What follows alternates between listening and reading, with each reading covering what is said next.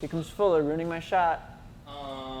Fuller said he wanted a long video, so I'm stalling for time and talking super slow, like Dory. Dory? What are you doing? What are you doing? You speak whale too?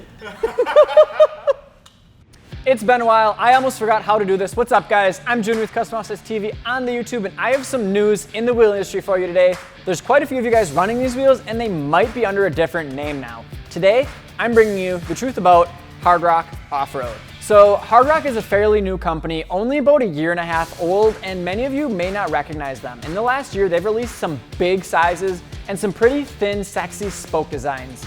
By far the most popular is their Hardrock Affliction. They also have some pretty clean, popular styles like this Hardrock Hardcore we have here. Hardrock Hardcore. That's gross. Hardrock is owned by the Dynamic Wheel Group. Most wheel companies typically are owned by a larger wheel and/or tire distributor or group. That's pretty normal. Now, the wheel you may recognize that's under this wheel group is the DWG Off-road DW13. Super cool multi-spoke wheel, looks very similar to a lot of your forged wheels with the thin curved spokes. We even featured this wheel in our top 19 wheels for 2019.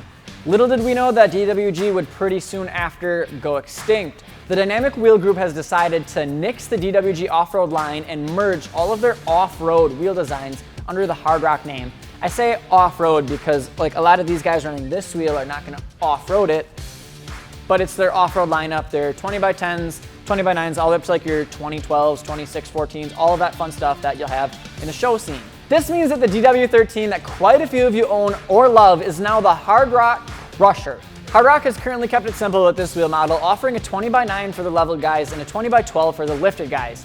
I know how awesome the Hardrock Affliction looks in a 2414, and if Hardrock is listening, they know the Crusher, aka former DW13, should be next up for this 2414 treatment. Hardrock may... Can you hear that? Is that bad? Brent, you fucking piece of shit. Actually, just kidding, you're a cool guy. Hardrock may be a newer and more quiet company, but after looking at their wheels, you see a lot of forged styling and influence with these cast designs. Sizing can get as big as a 2614, and most of them have thin angled spokes. This is the Hardrock Hardcore in a 26x14. It does have a pretty large center cap, but it flows nicely with the spokes and lines up with them. The other cool thing about this wheel is that between the spokes, there's no ridge, so the lip just looks like it keeps going forever, ever. You're really weird. The spokes also have a small slice, I guess I'll call it a slice. They have a small diagonal slice out of each spoke showing off the milling.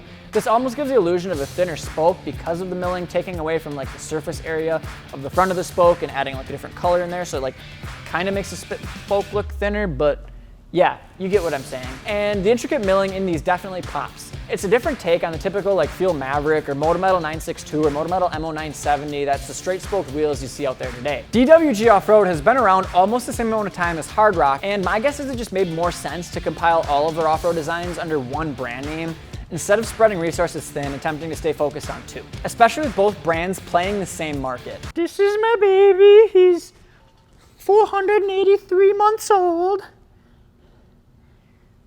There's your DW13.